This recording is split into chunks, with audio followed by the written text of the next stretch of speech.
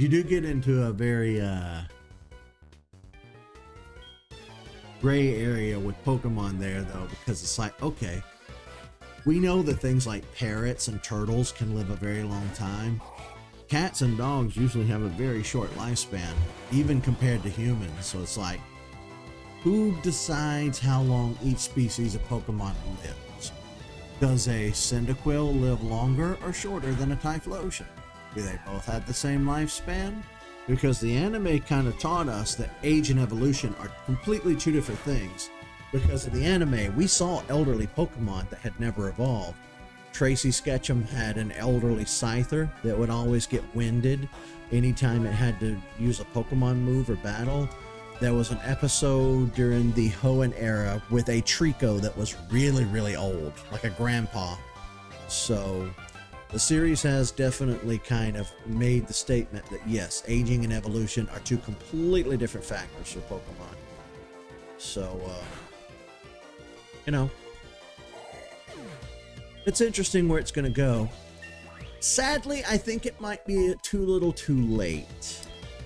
I honestly don't know what can save Pokemon as a franchise at this point, given how much of a pickle it's in. And I say that, and it's still selling astronomical copies of games. Like Scarlet and Violet sold more than almost any other game in the franchise history. That blows my ever-loving mind, because those games were ass. Let's see.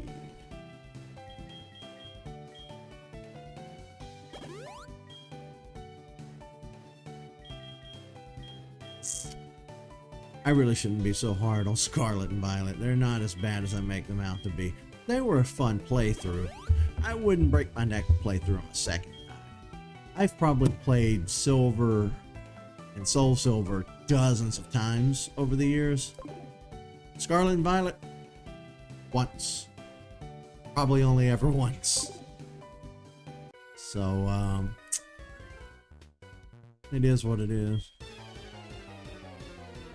Alright, today's plan, we're going to go for the full 2 hours and then we'll wrap up the stream. That'll give us time to get down to Fuchsia City at least. We won't fight. Who did Koga put in charge? We were talking about this the other day. His daughter or his niece or the other? Gray was saying, and I don't remember what he said. He was saying niece, I was saying daughter. I don't remember which is which. Or which one's correct, I mean. Or is it?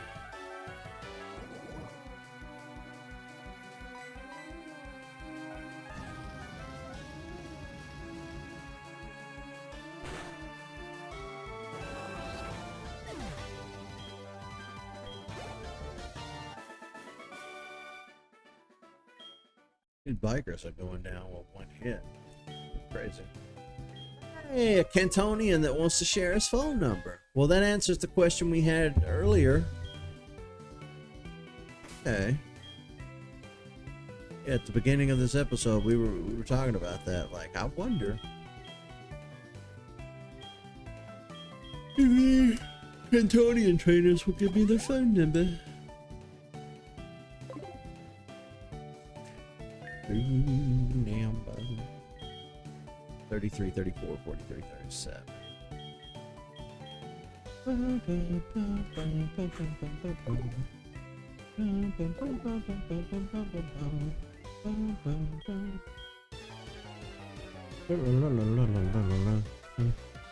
I did work on Monster Hunter World last night for a while.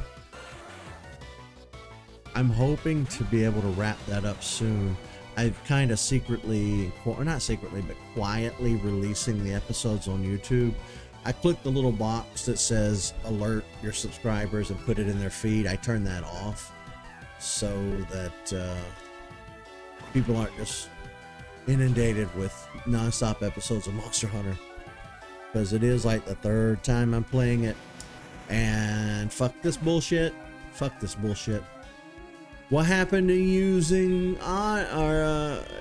coughing? Where's coughing, huh? I switched up my team because you kept using wheezing. Stupid fucking game. Alright, Quagsire. You know what to do. Put an end to this bullshit. I love that Surf doesn't do it on that. Yeah, you know. I use Surf on a Magmar. Didn't take it.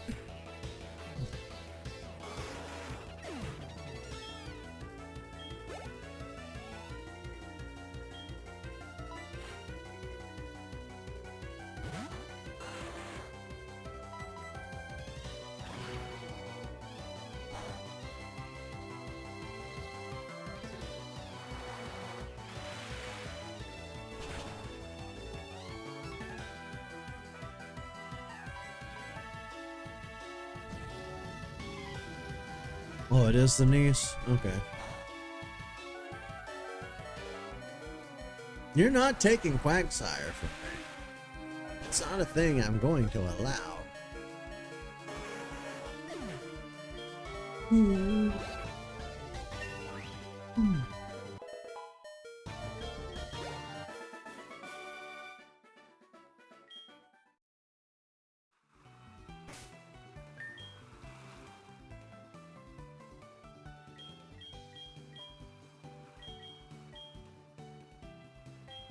That's not what I'm trying to do.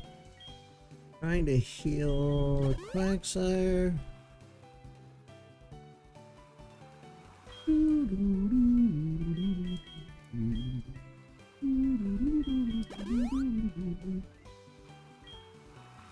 I guess niece makes more sense.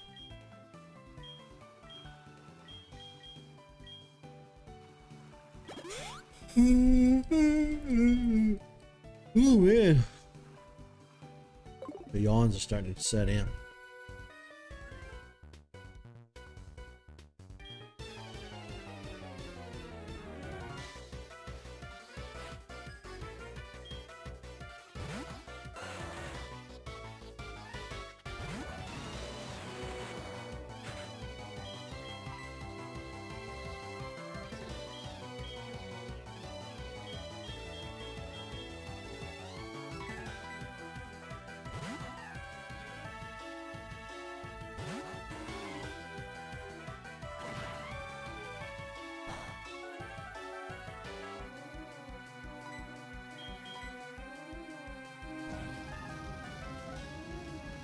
Flamethrower.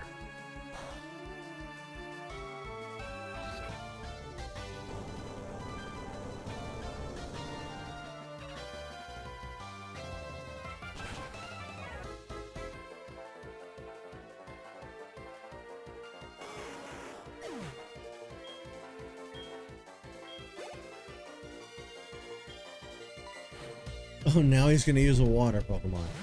What is happening? Magmar right into Tentacool or Cruel?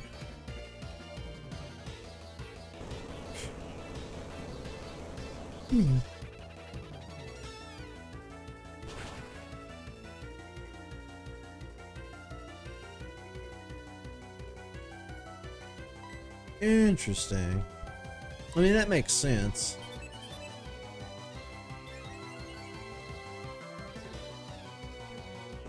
And between the ages of 13 to 16, I was listening to a lot of 90s music, 90s rock, Tool and stuff like that.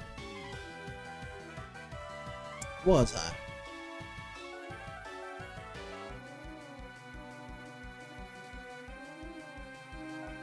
No.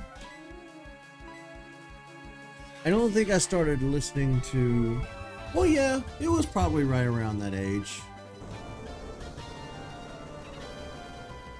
15, 16 to a little older, I'd say.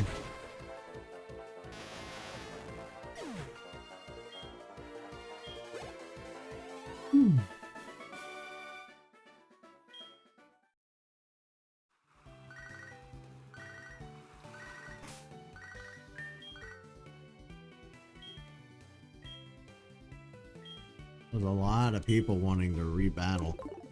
I don't know why they waited till I got the Kanto to do that.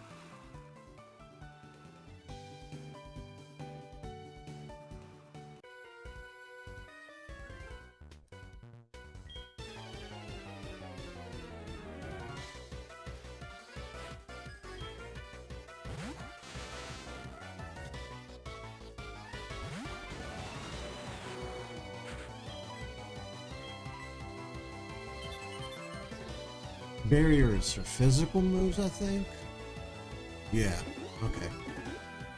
Lect is for special defense, barriers for physical defense.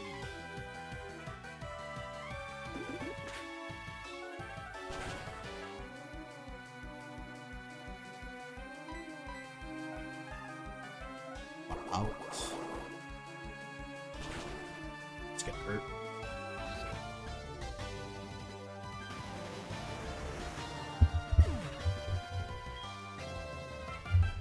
Oh, dual typing in Pokemon also kind of makes it hard to race certain types.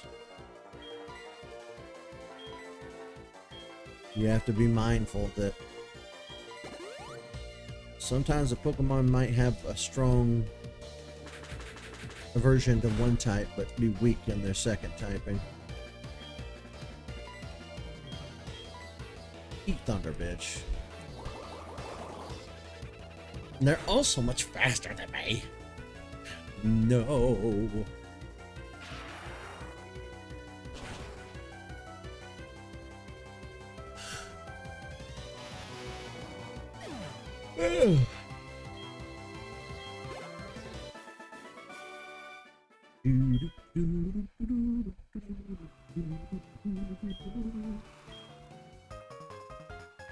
I got his number.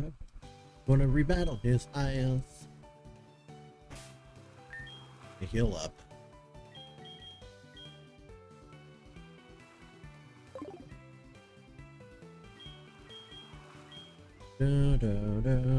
Got to heal Steelix. Eating through potions is not something I like to do, but here we are eating through. Oh my God. Good. If I had went between them, it would have been a double battle, but I'm doing it this way. Make things a little easier on myself. The Gulpin! The Gulpster! Okay, see, now this will probably be a little bit easier because Gulpin's not going to hit me with a water attack like a bitch. It's going to use Stockpile and raise its defense, but I can just do dig and muck up its whole day.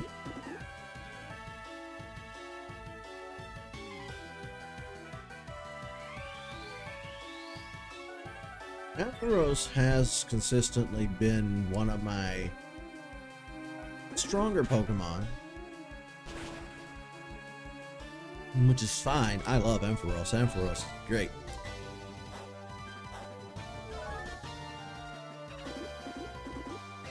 Couldn't really use that Quick Claw in any of those gym matches, could we, Steelix? But we can use it here.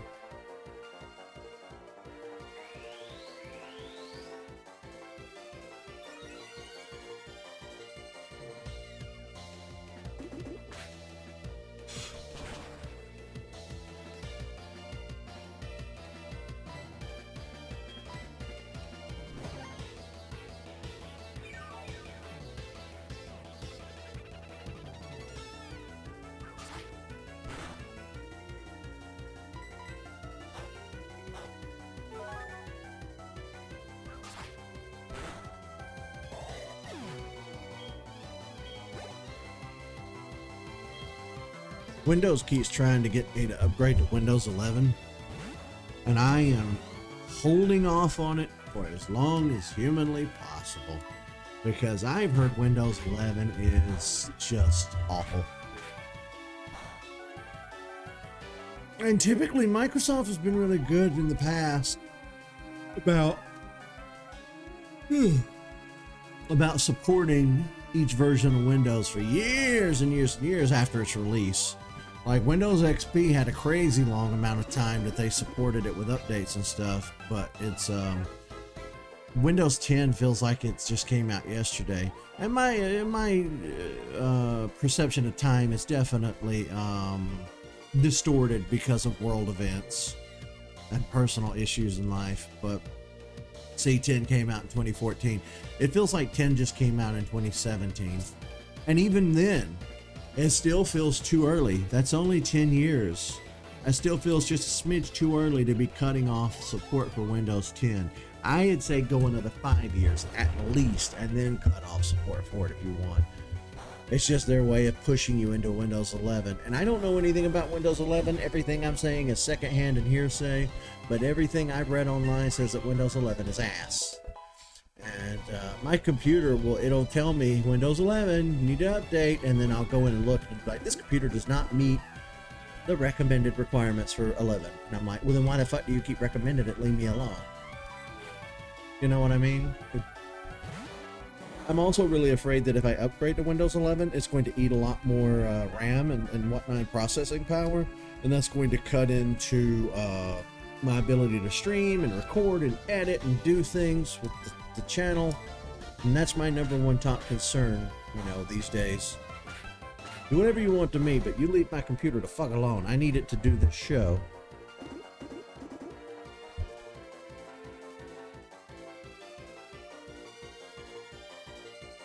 You sent me a thing that explains how to install Windows 11 on your own and get around that does not meet system requirements check, and it was tech babble that went right over my head, so I didn't bother. I did read it, I tried, but ultimately I couldn't understand what I was reading, so I just gave up.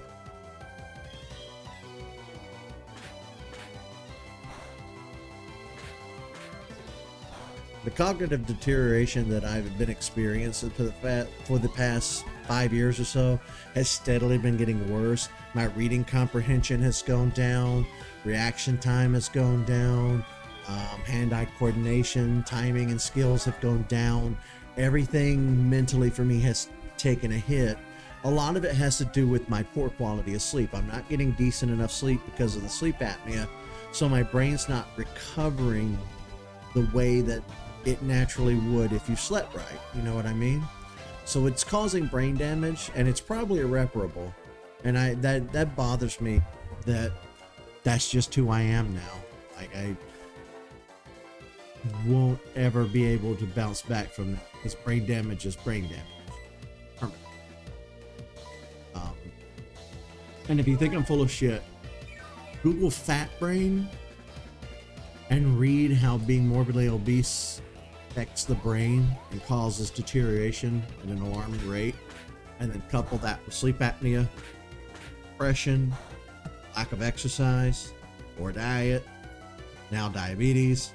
It's just, the universe just kept punching me in the brain, because I'm not even mentally, I'm not even the same now as I was when I started doing this 7 years ago. You can go back and watch my early stuff on YouTube. I seemed a little wittier. I seemed a little more quick to the draw than I am now. But I made my bed. There's nothing I can do but sleep in it. I made my bed. Now I've got to put on my CPAP mask and sleep in it. Oh, fuck me. I haven't been paying attention. We're doing all these digs and they don't do anything because of levitate. Jesus. You know what?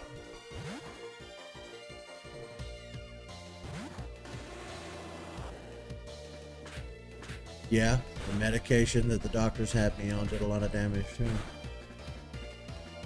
That doesn't help.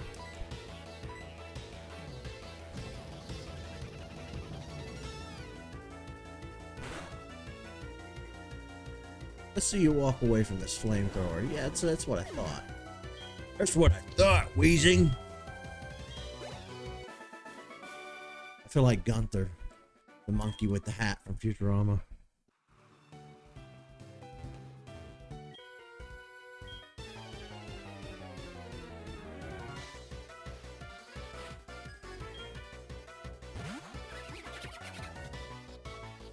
Have you ever been somewhere out in public and you see somebody and your first thought is they're daydreaming because they're just like, that's me, just without the daydreaming.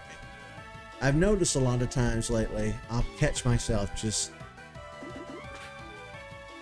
there's nothing happening up here. It's all blank.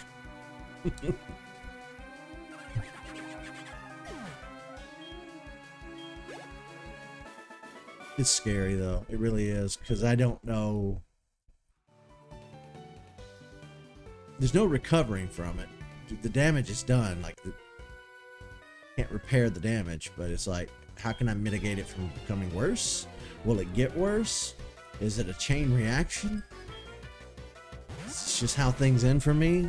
Early onset dementia. This is the stuff I worry about that keeps me stressed. Explosion!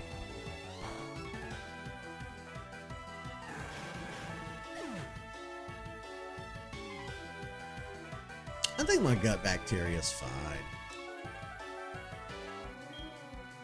Yeah, I'm gonna have to switch. We're gonna use Magmar.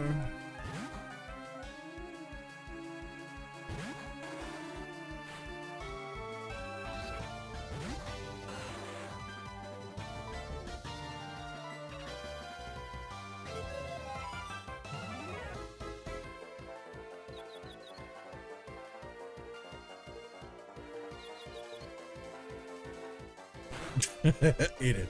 It's most certainly not fine.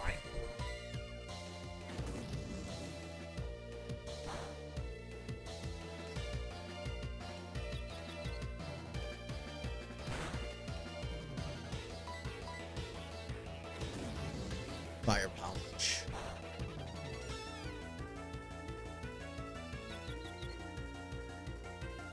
There we go. Safe.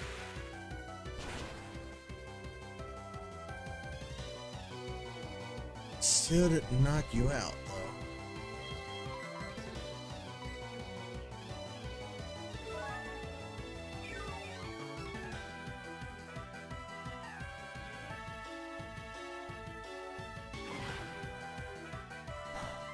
At least it's using Lava Plume. That's not going to take me out. The worst it's going to do is burn me. At which point I'll just pop a full heal.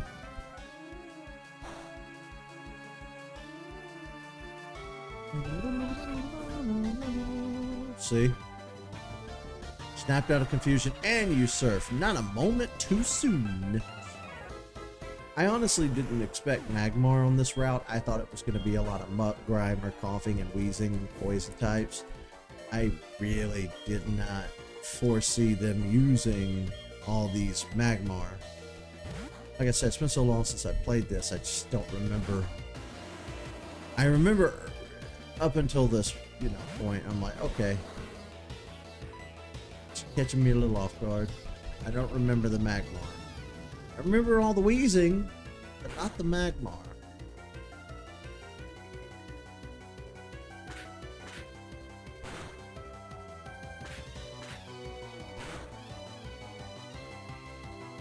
You know what I miss? Back when I used to exercise regularly and go to the gym, you get this kind of high when you're done at the gym. You feel really good. Your body, like, it knows to reward you once you've been to the gym. I do miss that. And I know you tell me to get exercise a lot. My doctor states on me about that too. It's just moving my body in any way, shape, or form these days. It's about mitigating the pain. It's like if you look into fat people walking, like Google that and look into like the mechanics of it. There's a thing called pain transference between one foot to the other, one heel to the other, and it has a lot to do with transferring your weight and finding your body trying to find the least amount of pain inflicted upon you, and it can cause the waddle. That's how you get the waddle effect in fat people and things like that. No, see, that's where you misunderstand. Yes, ideally, there's going to be growing pains. You're going to hurt a lot when you're working out to lose weight. But you also have to remember a lot of the pain I have is permanent and also exists outside of the weight. So again, exercising for me is about a balance of how do I move my body, how do I get the cardio, how do I do that while mitigating the pain and not passing out from it. Because I don't want to take painkillers And even if I took painkillers, that would conflict with the physical exercise. It would kind of get in the way of it. So it's a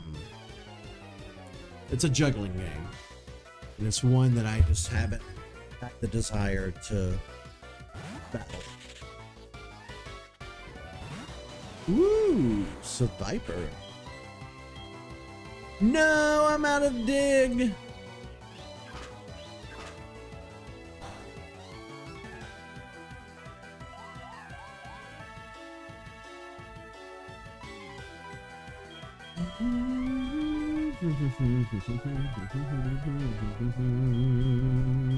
What am I doing? Eric, focus. My mind is starting to really wander pretty bad. I'm having a hard time focusing. So it's a good thing we're coming up towards the end of this route so we can end the stream. That's what I'm saying. I would love to do 3-4 hour streams, but my brain can't handle it. After I hit the 2 hour mark, I am just gone.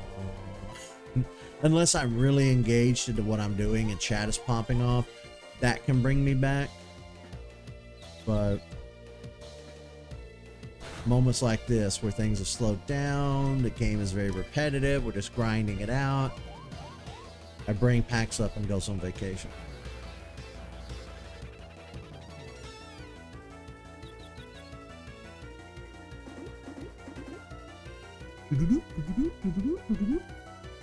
I don't know why that's the dig noise, but there it is.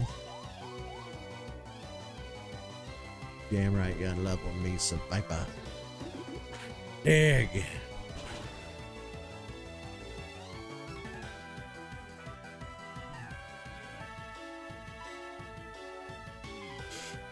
Why?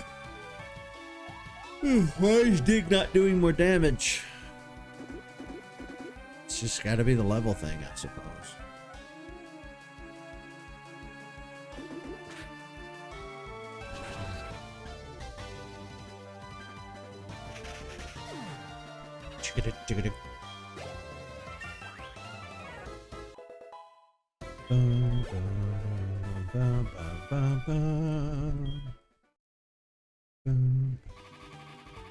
Can I go now? I want to go to the Pokemon Center and heal my team. You ain't been through a lot today, don't you know? You really taking a pounding. I've got to get over to that Pokemon Center, and get them healed up. Getting a lot of poison on this route.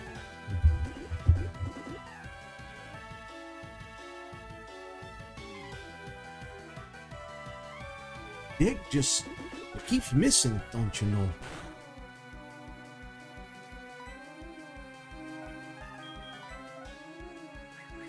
Attack spikes.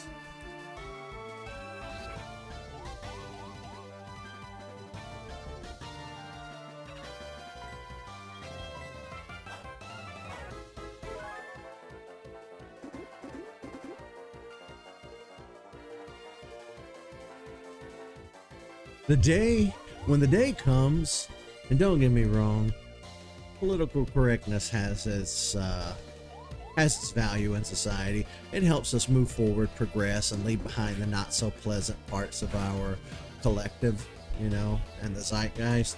But the day comes where I can't make silly voices and use accents. I'm just gonna say fuck you, give the middle finger, and walk away from the internet, because I'm not gonna stop doing fun accents. I don't care. You can take a poo out of The Simpsons. You can pitch a titty fit all you want and do what you want about political correctness in media. But the day that I can't come onto YouTube and do a silly voice, don't you know? I'm done. Fuck you. It's stupid. It's enough already. Like, this was the first year, and I don't know if you noticed this, I didn't even make it through Pride Month without gagging on my own. Like, I was sick of seeing it. On Threads, every other post was pride. I was just so sick of it before it even ended. I was tired of it. I was sick of seeing rainbows everywhere. I was just so over it.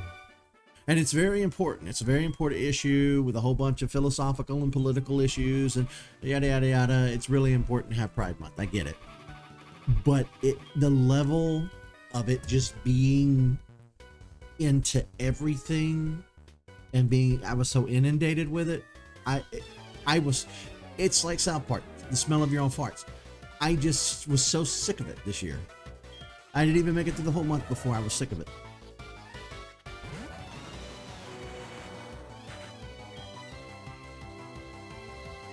And it's really unfortunate because the only reason that it's gotten to that point is because society has folded in on itself and regressed and become so terrible and awful that it's caused the LGBT community to like ramp up and say, no, fuck you. We're going to be loud and annoying, and we're doing it 100% out of spite now. It used to be standing up against evil, standing up for rights and all that. But over the years, especially thanks to Fuckface in 2016 winning the election, society has regressed, and it's caused this huge like need to push and push and push to where we're just sick of smelling our own farts now. And I apologize if there are people in my in group who don't like that, but I can't. It was too much. Because I do other things in June. I have Jurassic June as well. I wasn't seeing that many Jurassic Park posts on social media because it was just constant. And then too, not only did I see so much Pride stuff on social media, but it was so many articles that just made me want to end all life on Earth. Just constant Republican fuckery and people doing nonsense, abuse, attacks, violence, political news about how some country is now given the death penalty because two women were kissing on the street and now they're both been executed. You know, you can only read so much of that before it turns your brain into mashed potatoes and you become a doomer. You spiral out and you can't get out of this negative headspace because it's worse in June. Any other month, I might go 2 or 3 months without hearing about some hate crime. Not just against the LGBTQ, any minority group, period. I can go months without necessarily seeing something in the news or on social media. But during June, it's just constant. This group was attacked. There was a shooting. There was a bombing. This happened. That happened. I can't take it anymore. June used to be magical. It used to be fun. It used to make me feel special. It used to make me feel good. Now I dread it every year. I dread what I'm going to hear. I dread the rainbow capitalism. Companies only care about you if they can market you. And it makes you feel like a piece of meat. It makes you feel like shit. I can't anymore. I'm so happy. You just don't know how happy I am to be rid of Facebook and Twitter and Blue Sky and TikTok. Because without those platforms, I'm on my phone less. I'm living my life. I'm happy. I'm not constantly just reading a wall of doom bullshit all day. My mental health has improved drastically this past month without having those platforms anymore. And I highly recommend everybody consider that for their own lives. I don't want to completely get off of social media altogether. There are still friends I've made online that only can't get them into the Discord. I can't get them to, really. I can't. There were a few people I lost when I got off of Twitter because they just refused. They refused to go to threads and whatnot. But I still need to be able to get to the news. I still need to be able to post news about what I'm doing. So I think having my Instagram and threads really is perfect for me as an individual. I love Instagram. I love taking pictures so much. I like taking pictures more than I like doing this. I do this as a hobby and something extra to do on the side. I take taking pictures way more seriously than I take doing YouTube or Twitch. It brings me way more happiness. Just going outside and taking a picture of a frog or a bug or a bird or something, a train going by with graffiti on it. I get a lot of happiness and joy out. And it's a simple thing in life. It's a simple little silly thing. But it's I like it.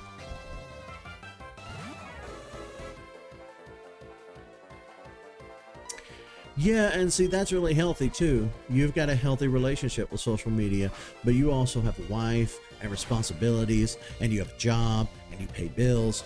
You live the life of a person your age would live, that's expected of you by our society. I don't. I live more or less alone in this room. I don't leave the house. I don't speak to people outside of doing this stream or talking to you guys occasionally in Discord. I can go days without physically, verbally speaking to another human being, IRL. And I don't go to a 9 to 5, or I don't do that. So I have a ridiculous, stupid amount of free time. And that usually means trying to fill that time. And it ends up filling it with my phone.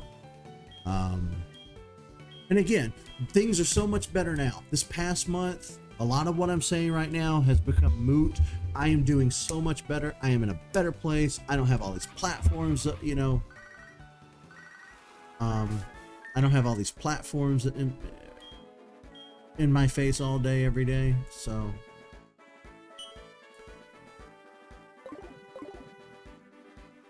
that's why everything becomes a huge problem. Yeah, there's that too. The past decade, and I really don't fully see how it happened without going back and really analyzing it, but you see a ramp up of intensity. People these days will take a news article that might just make you a little mad, and they ramp it up to 10. A lot of clickbaiting, a lot of rage baiting, a lot of that happens now.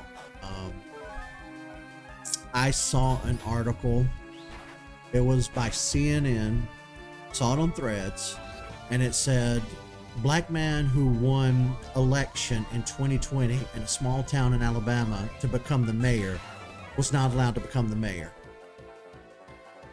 Terrible. Fucking awful. Your brain immediately goes to, oh, I bet it's segregation. I bet it's white people. I bet that they just don't want a black man to be mayor. And I told my sister about it in passing. She's like, yeah, I wonder what really happened. I wonder what the real story is. And I winced at her because she's a conspiracy right-wing jackass.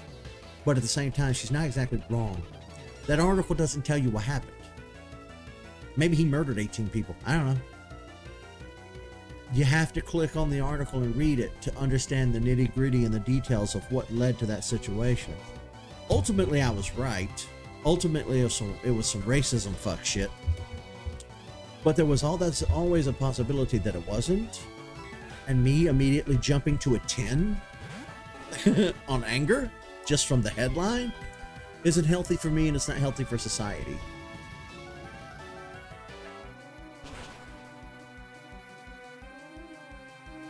Medicine I took also rapidly raised recognition of pain too. Yeah, see, that's stupid to me. Shouldn't it be the opposite?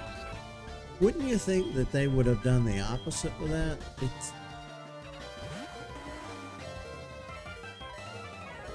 But yeah, I don't know.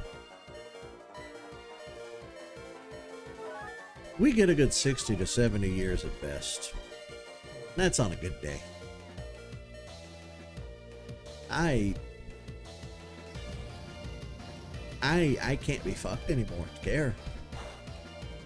Especially about anything that's happening outside of my purview. I want an immediate ceasefire in Gaza. I want Israel to back the fuck off and sit the shit down and knock it the hell off. But the United States just keeps handing them money on a silver platter, big stacks of it. My government, my elected officials are supporting genocide, the murder, the mass murder of millions of women, children, innocents. I have zero power to stop it. Do you know what that does to a person that actually cares and has empathy for other people? I'll tell you, it has a two-pronged effect. It eats at your soul, ramps up your depression, makes you a doomer, makes you hateful and bitter, it corrupts your mind, and it makes you say outrageous things and jump to a 10 immediately when you're talking about it. And there's absolutely nothing I can do about it. Somebody could say, well, you change it when you're voting. No, you don't. No, you don't. No, you fuck. No, the fuck you don't. No, you don't. Maybe ideally in the beginning that's how things were set up, but that's not how it's worked for several centuries now.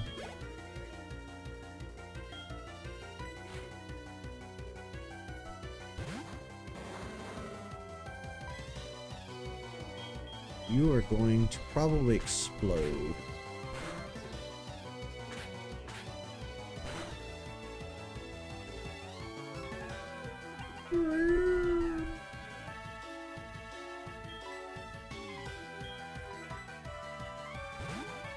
Wonder if we'll get a flamethrower in there before.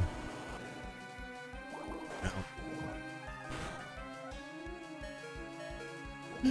And I grew, see, and that's the thing too. I grew up with a lot of aunts and uncles who abused medication constantly. I had an aunt who used to purposely break her bones just so she could go to the emergency room and get painkillers.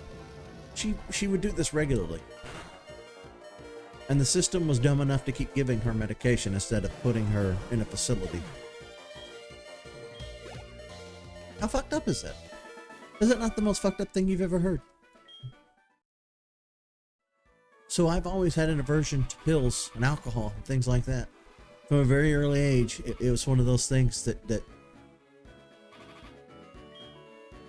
it grabbed me at a young age, and I was like, oh, never, I will never. So here I am in my 30s, and I guess I never went out the window, because while I still refuse to take pain pills and stuff, I might as well have been taking pain pills, because those antidepressants took away a lot of my free will, really put me in kind of like a vegetative coma state.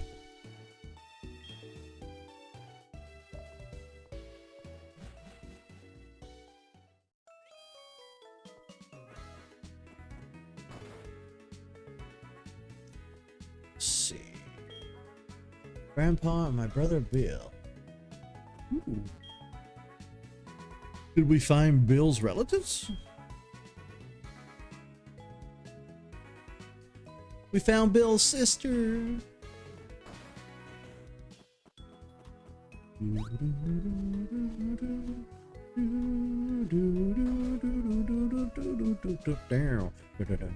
Whoa. Oh yeah, the PAL part. That was their way of transferring Pokemon over. GBA.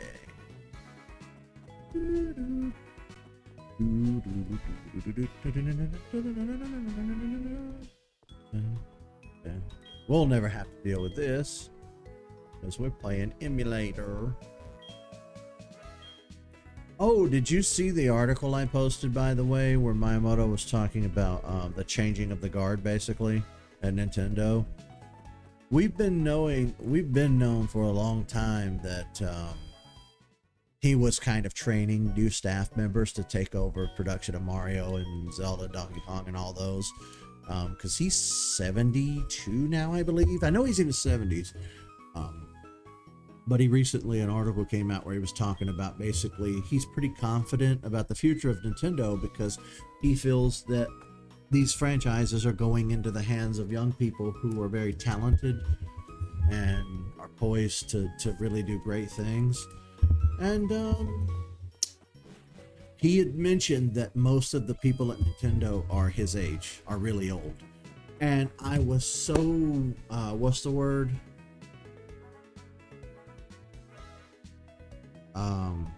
Validated, because I've been saying that's the problem with Nintendo for ages, and I kept telling you lately when articles keep coming out, ooh, Nintendo's going after this ROM site, that ROM site, they're going after this and this and this. That is not a typical thing companies do. Even during the 1980s, during the panic, the VHS panic, where companies were really like every day staying on the FBI's ass to infiltrate these rings of like bootleggers who were making bootleg movies and VHS tapes and stuff. Even at the height of that phenomenon, it's not as bad as it is now with Nintendo.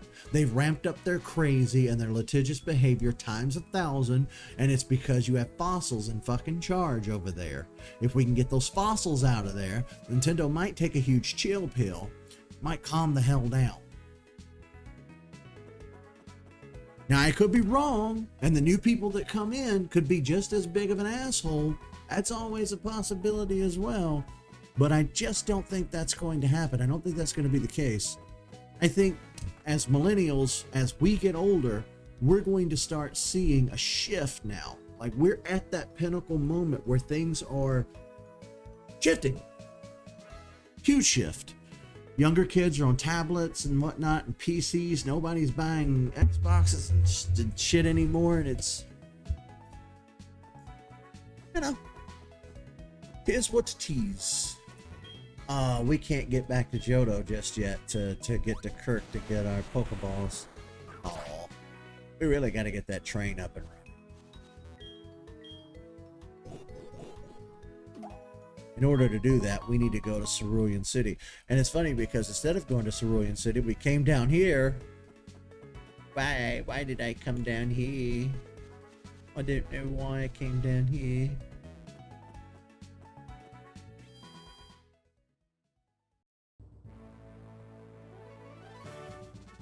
Here's the thing. I said we were just going to do 2 hours, but I'll be honest with you. I kind of want to tackle this gym before we go.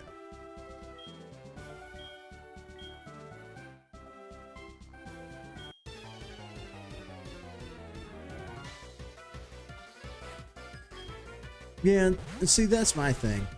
I like Miyamoto. I have no ill animosity towards him. I think he's made a lot of great stuff over the decades. But I also think that it's time to retire. That's all I'm going to say. It is officially time for the changing of the guard.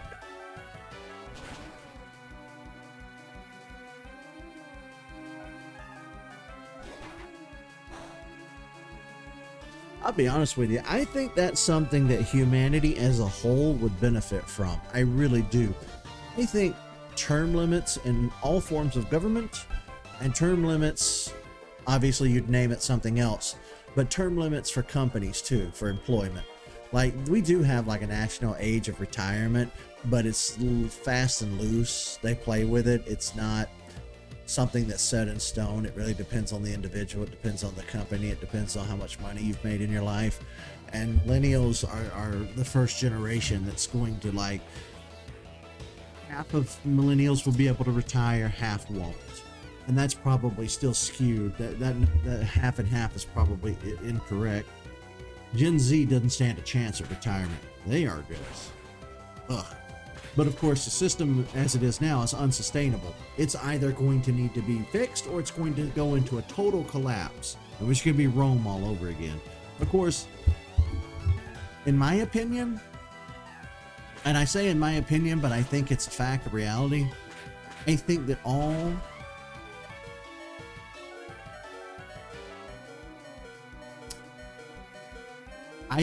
countries are inevitably doomed to fail. All civilizations have a shelf life.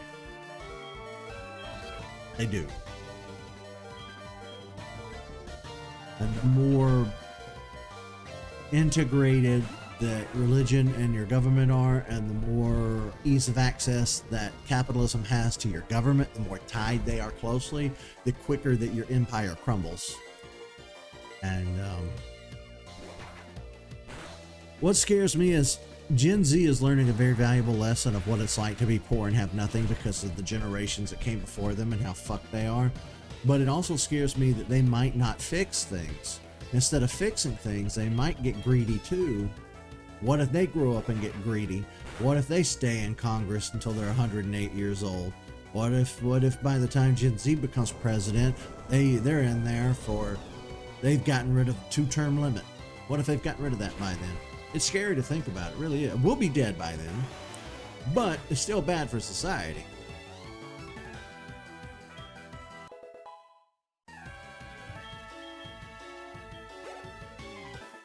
I don't know, man. Like I said, I am making huge changes in my life to be more positive and to stop being a doomer all day, every day. But it's a road. It's not it's not a switch I can flip overnight.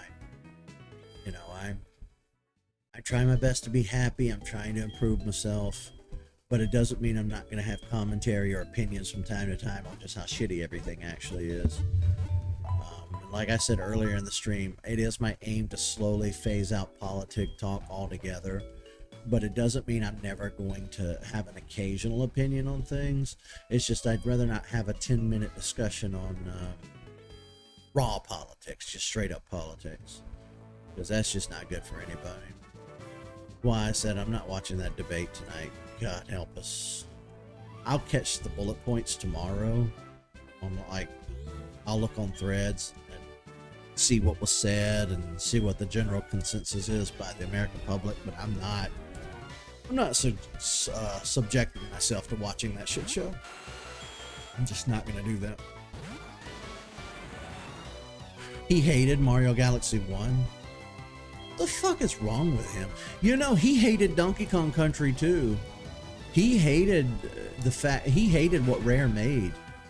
I remember that. He was not a fan at all. He didn't like the way it looked. He didn't like the pacing. He didn't like the music. He didn't like any of Donkey Kong Country. And that makes me really mad because it's one of the greatest games ever made of all time. Definitely one of the greatest Nintendo/platformers made of all time. That's why when I was younger, I used to be like, ooh, Miyamoto, the king of gaming, ooh. But the older I got, the more I learned about, oh no, he's kind of shit. That's why I told you recently, like, every person I've ever looked up to in my life has always turned out to be an asshole or a monster.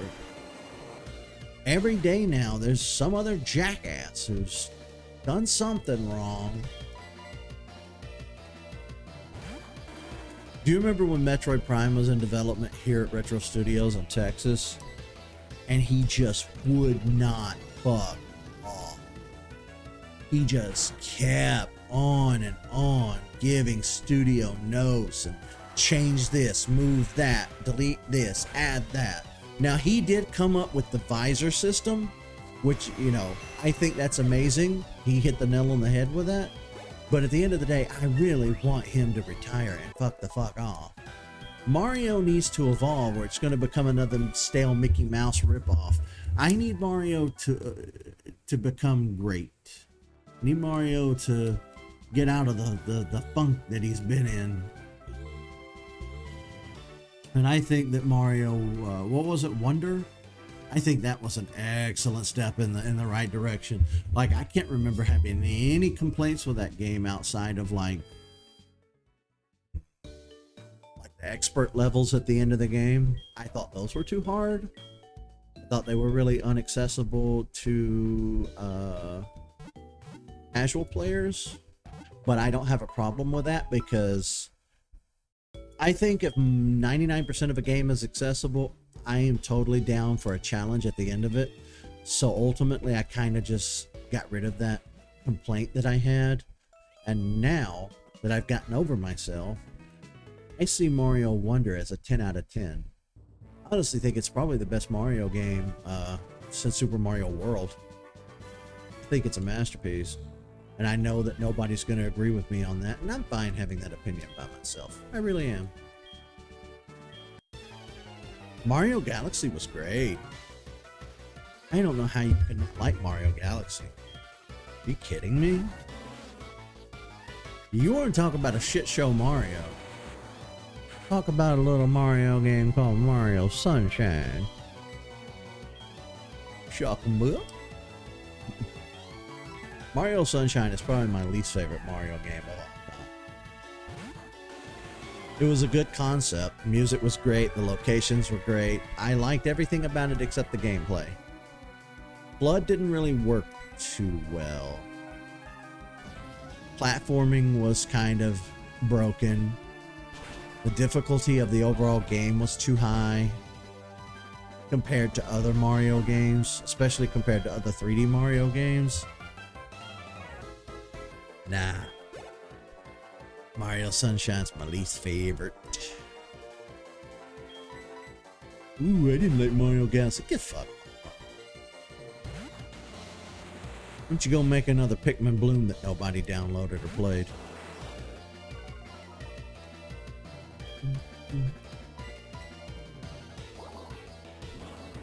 And that's another thing you gotta watch out for if you're a social media person. If you're on there constantly. People don't understand that you're allowed to criticize the things you love. Have you noticed that that became a big thing after Twitter blew up, like, 7 years ago or whenever? Like, when Twitter became the de facto, like, soapbox, internet soapbox, when it became the de facto go-to place for you as a person to say, here's what I believe in, here's my personality, here I am as a person. You did that on Twitter. You didn't do that anywhere else. Unless you were a boomer, then you did it on Facebook. But for the rest of us, it was Twitter. But one of the things I noticed that came out of the Twitter age was people had a real hard time taking criticism and giving criticism on something that they loved and held dear. You can love a thing and tell it to go to hell. That's totally a thing I do it constantly. My whole 7 years of being on YouTube has been bitching non-stop about the games we're playing as we're playing them. Two things can happen simultaneously.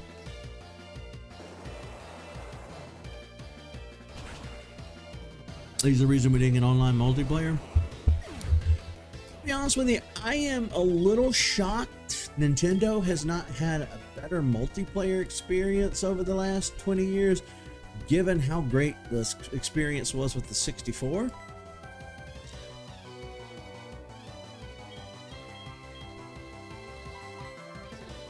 I really am shocked. Multiplayer in Nintendo games kind of really bottomed out. I mean, it's fine for Mario Party or Splatoon, but like, it's not so great with their other franchises. Also, on a side note, would you like to explain to me while you're here in chat? Explain to me and explain to the audience, why was Metroid Prime Remastered $40 while Donkey Kong Country Returns Remastered is $60? And go.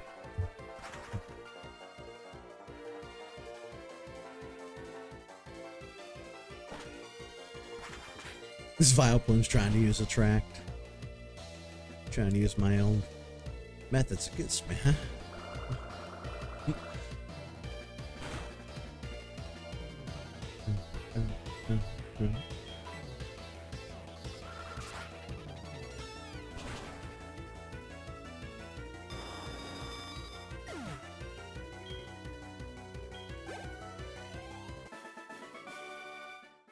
I was kind of looking for a little more in-depth explanation. And that's obvious. That also doesn't make sense. I don't really understand what you mean necessarily. Like, how is capitalizing on my Metroid feels and Donkey Kong feels different? Like, what causes the price difference?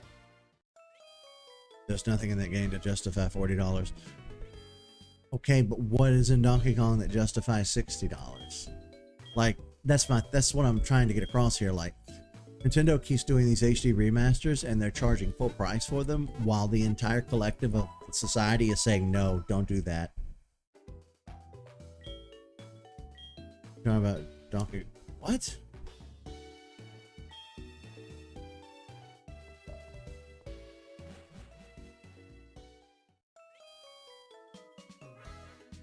Hang on. I think you and I got lost somewhere.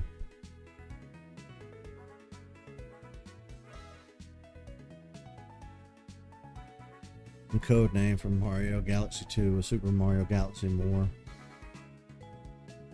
Well, that's not unheard of in Mario. You know, the lost levels for us was Mario 2 for them. They've had a history of Mario sequels just being an extension. That's nothing new. Leaderboards, additional metagame.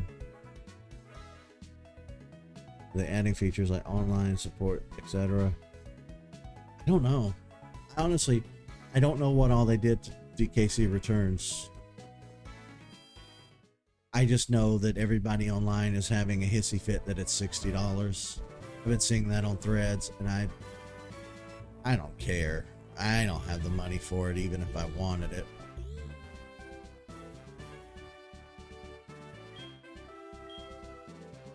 Oh shit. Janine, a fuchsia gem. That's me. Shit, we got a gym battle, folks.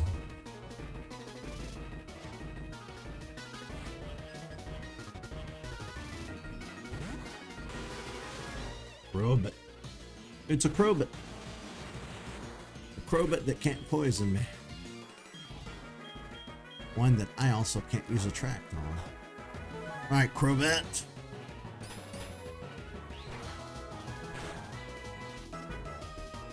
I did nothing.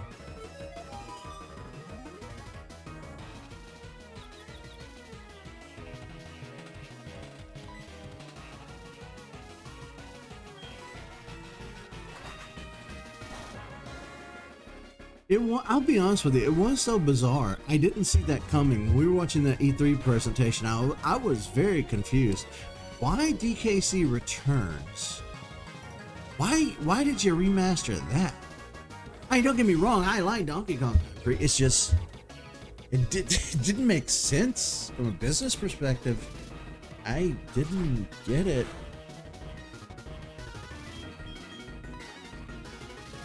Something else too, there's a huge change coming in society, and it's already started.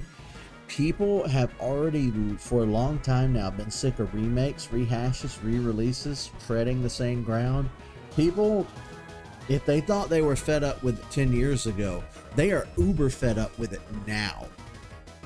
And I'm not just projecting. I have seen people online. I have watched YouTube videos. I have seen posts on social media. People are sick to death of re-releases, rehashes, treading the same ground, HD remasters. People want new IP, new stories, new. We want new. And I am a huge proponent of this. I want new stories, new things. Most notably, they fucked up the Star Wars franchise because when they came out with that new trilogy, they were just doing the original trilogy again.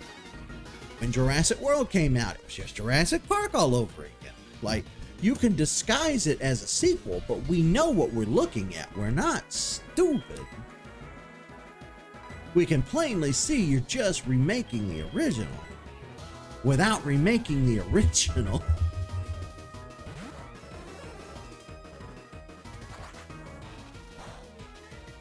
See, the only problem that I have with adoring the remasters is like, okay, yeah, in the moment, if I have the game in my hands, I'm gonna love it. I'm gonna eat that shit up with a spoon. I was raised in this society to be a dirty little consumer, but at the same time, given the choice between playing a remaster of Donkey Kong Country or playing something brand new, I want the brand new.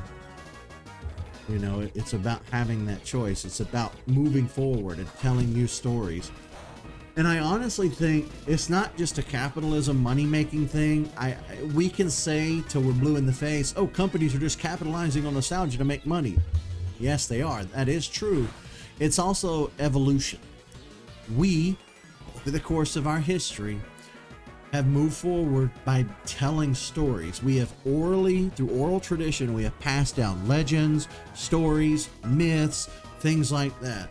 That's how we have been able to remember as much of our past as we do. It's how we propel ourselves forward. It's like a collective, it's like an ant farm. It's like we collectively move forward together as a species, even if all of us are not still here alive. You know what I mean?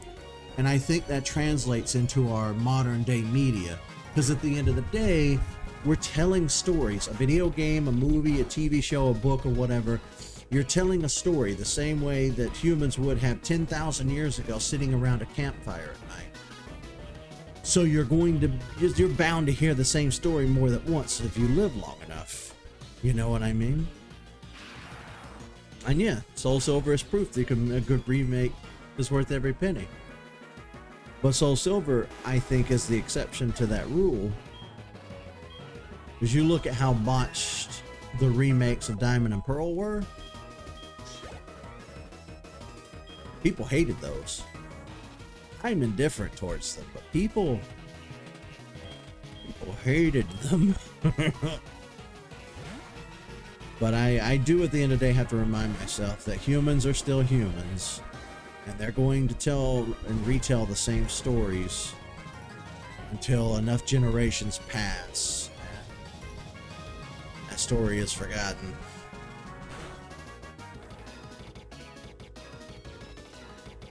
See, I didn't mind the chibi art style for Diamond and Pearl.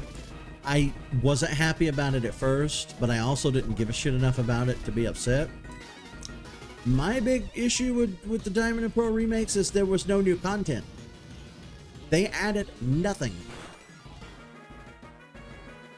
Nothing was added. You literally just played Diamond and Pearl again. And it was a full price game. Huge ripoff. Brilliant Diamond and Shining Pearl were a huge money grab ripoff. I personally would have been embarrassed if I were the one in charge of making the decision to make and release that game. You didn't like the chibi art style either. A lot of people didn't. But you also have, here's something that I don't think you and other people have considered. Older Pokemon games were made on older consoles. They do not translate well to modern times. The way that everything was, think about Diamond, Pearl, Gold, Silver, Red, Blue, Kanto, Johto, Hoenn, Sinnoh. Think about the first 4 to 5 regions of Pokemon. Those maps are very like this. They're laid out like this. That does not translate to a 3D world. You are very limited on how you can remake these old Pokemon games.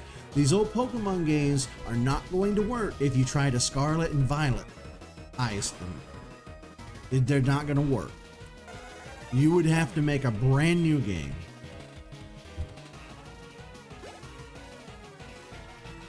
With that being said, that's all under the purview of Game Freak making it. Because you can go on the internet and you can look at people who've taken, what's the name of that game engine that everybody likes? What's that really graphically demanding game engine that everybody likes, that you always see YouTube videos on? What am I thinking of? Waiting on chat to catch up to real time so you can tell me. Something engine. Unreal Engine. Do you know how many Unreal Engine videos there are on YouTube of Pokemon, Mario, Zelda, Metroid, where they look so mind-bogglingly awesome and amazing? So it technically can be done, yes. Can Game Freak do it? Can Nintendo do it? No. Nintendo is not going to put in the effort, hire the right people, spend that kind of money. Again, at the end of the day, they're a company. They're making a shit ton of money by doing the bare minimum, and they have no incentive to change that. They're not going to change that. And enough people are not going to stand up to them and boycott with their wallets to force a change. So Nintendo is going to continuously be Nintendo, do what they're doing, and they're going to eventually fade out into obscurity and go down the drain, because people, again, there's a shift in society.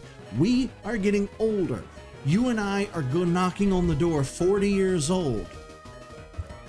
Are we going to spend the next 20 to 30 years of our lives buying a new Pokemon game every year or 2 years? Are you serious? Like, tell me the truth. Are you going to do that?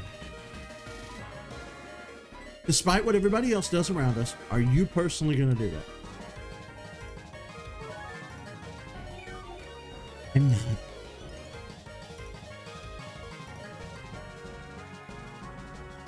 Like, I'm so done. So you're ahead of me. You already don't.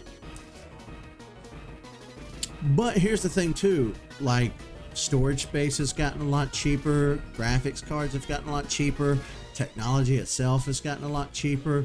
So Nintendo could, they won't, but they could use programs like Unreal Engine or programs close to Unreal Engine, and they could make beautiful games, but they're just not going to do it.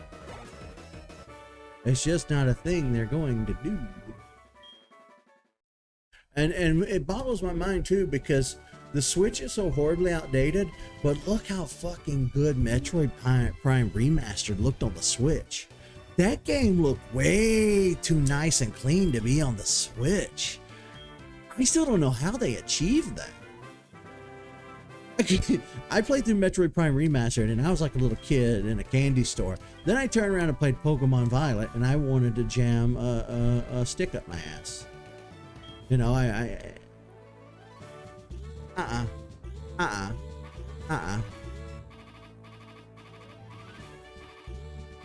love Pokemon. I really do. I like Pokemon. I have a nostalgia boner for it. It'll always be a huge part of my childhood. I'll always have my memories and like the games that I played over the years. But in its current state, it's a slap in my face. It's a real slap in my face.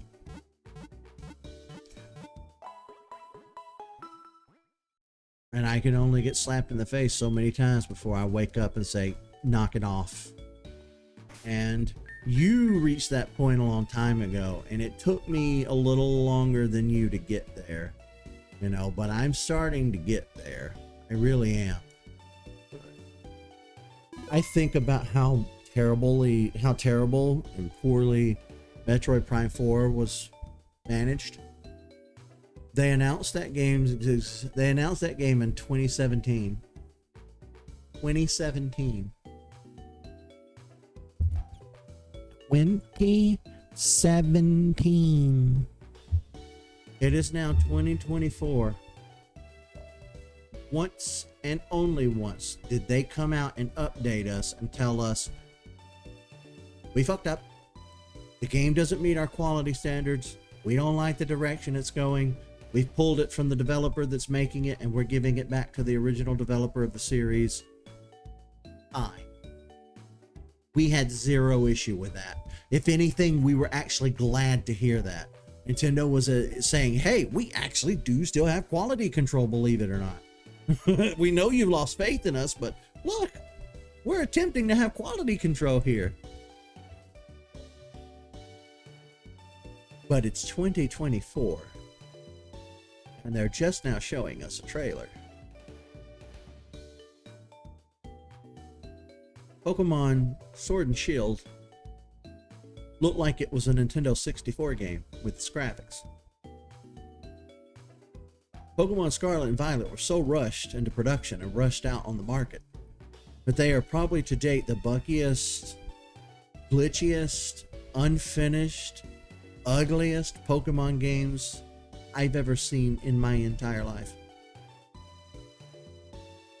And I tried so hard to turn that part of my brain off that criticizes it and just enjoy it.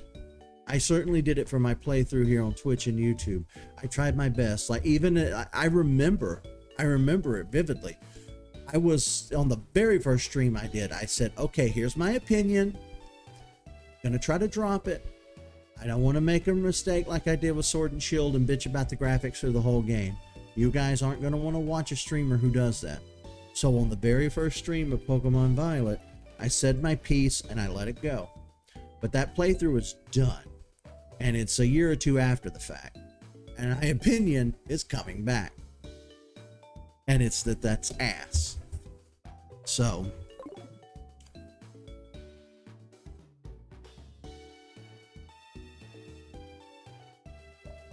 Doing YouTube and Twitch has been one of the most fun things I've ever done in my life. It's been a really amazing hobby. I enjoy doing it. I love doing it. There are some days where I feel a little obligated to stream when I don't feel like it, but outside of that, it has been really life affirming, you know. I don't know if that's the right way to explain it. It has saved me a time or two when I went down a dark spiral. But these days, Nintendo is hindering that. And it's not just Nintendo, it's Sony and it's Microsoft too. Because I have now and have had several friends in the past who have been so far up Sony's asshole that they only will buy and play PlayStation 5 bullshit. They will not buy a computer. They don't want to play anything with me. Asking them to play a Switch game is like grinding teeth. And it's gotten to the point to where I've decided in my own personal life that when I reach 40 in September, I'm bringing down the band hammer. I'm cutting out some of the friends I currently have out of my life completely because I feel that you've de-evolved or regressed from friend to just casual acquaintance. That might sound mean or ugly, but I need to do what's best for me. I need to protect my health. I need to protect my mental health. And right now, I'm in my lonely era. I'm getting older. I'm knocking on the door of I am middle age. I'm 40 essentially. I'm not exactly going to go canoeing or hiking or climb Mount Everest. This is it. This is my hobby. This is what life has given me. And I do enjoy it. But I also want to be able to enjoy it and share it with my friends. And it's not even about getting my friends to be on stream. I have a hard time getting my friends to play, period. So it's not just Nintendo being crap that's hindering my progression. It's a lot of things. You know, I did sign up for the Microsoft Game Pass, and I played around with that a little bit a year or two ago. I had to have it in order to play certain games, and it was nice at first. It was a nice thought. I was like, okay, instead of paying $60 for a game, I pay the monthly or yearly annual fee or whatever, and I can play a game. But then I learned quickly how shitty that was because games that I liked would go out of rotation and get pulled, and they were just gone forever. And I didn't own anything. Didn't purchase a license. I was renting. At least on Steam, when I buy a key, I have that key indefinitely. I have that game indefinitely. And if you were to argue me on that and say, well, it's not always going to be the case, Steam will go down one day. Yeah, that's true. But it'll be so far into the future that it'll be irrelevant to what we're talking about. It'll be a moot point. Why bring it up? There's also the fact that, you know, dead software always ends up on the internet. So take something like Left 4 Dead 2 that's been out since 2009. You can already just grab that off of multiple websites and play it without needing Steam. And that's always going to be a thing with video games. People are always going to find ways. They're always going to create their own private servers and whatnot, their fan-based servers. Once something's on the internet, it's forever, whether companies like to accept that fact or not. But since we're talking about Nintendo, yeah, where they are right now and where they're headed, if something doesn't change, I cannot follow. I can't. I won't. It's like the robot said in The Matrix, there are levels of existence I am prepared to accept. Tyler makes a ridiculous amount of money compared to me. If push comes to shove, I've always had it in the back of my mind that if I don't buy the Switch 2, I know he will eventually. I'll just borrow the damn thing. If another Metroid comes out and I'm like on an anti-Nintendo bandwagon, Metroid games come out so infrequently that I have to imagine there might be 2 at max on the Switch 2 in its lifetime, not including remakes and stuff. So yes, there are levels of non-Nintendo in my life I'm willing to accept. If Nintendo does not turn it around, they are going to eventually lose me.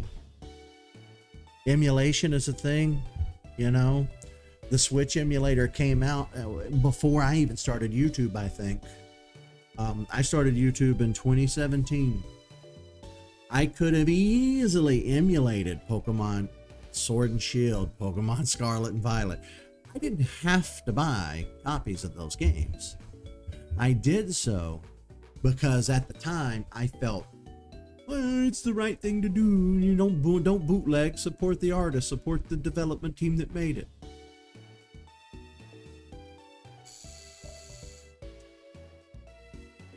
While I do believe that's important, the development team that made it has to uphold their end of the bargain. I upheld my end of the bargain. I gave you my money. You need to give me a product that at least meets the bare minimum. Those games didn't meet the bare minimum. Sorry, not sorry.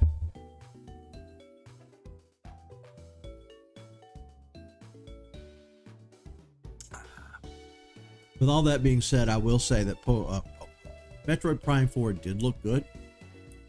I know there were some first-person shooter fans I saw online bitching about it, but as soon as I realized they were bitching, I hit uninterested in the little thing up there. Like, I'm not interested in this post.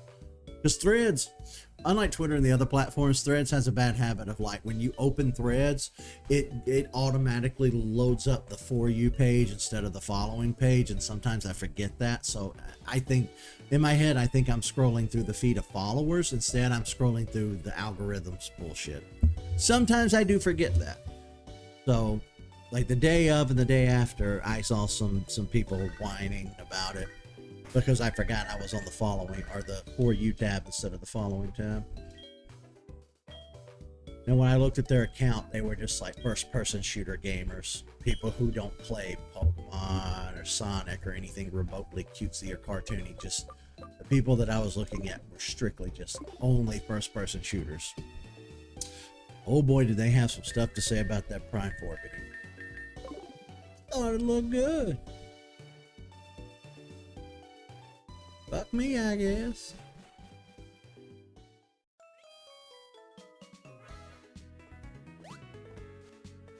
Let's see. I've been talking for a while. Let's do a little quick recap. We're in Kanto. We have 3 badges under our belt. Blaine and Blue are going to be the absolute last by design. I can't do anything about them right now. So when we pick back up tomorrow, because this is the end of the stream, we will head back around the sea route and head back up towards Lavender. And when we hit Lavender, we'll scoot back over to Celadon and Saffron and shoot back up. And we'll tackle Misty. And then I think Brock is... We need to be able to get through Diglett Cave to get to Brock, I think. But that's the plan. I apologize if I said anything that kind of put anybody off, but at the end of the day, again, I'm not sorry.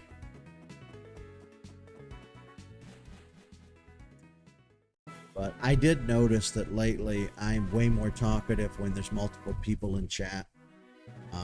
Because usually it's either just me and Lewis, or maybe it's just me, Lewis, and Kai. You know, sometimes Thomas or Tyler will pop in, but we've had quite a chatty bunch today, and that gets me going, that gets me talkative. And again, since I can go days without talking to a person IRL, I get chatty because I'm like, I've been pent up with nobody to talk to, so when I get going, I get going. But we'll save right here, and then we'll pick up tomorrow. Tomorrow's Friday. We won't pick back up on SoulSilver again until Monday. We're going to start Monster Hunter Rise Saturday. Sunday is a patron stream. So join me Sunday on YouTube. If you have not done so yet, you can sign up to Patreon for just $3 a month. I wanted to make it $1 a month because that seemed like, oh, it's the lowest I can possibly make it. But if I set it to $1, by the time they take their cut, I get no money goes into my bank account. Patreon takes a stupid large cut. But yeah, just $3. Join the Patreon, then you can join us Sunday. We're working our way through Pokemon Red++. It's the original Pokemon Red ROM, but people have added like all of the modern Pokemon, at least up through Diamond and Pearl, I think, Gen 4.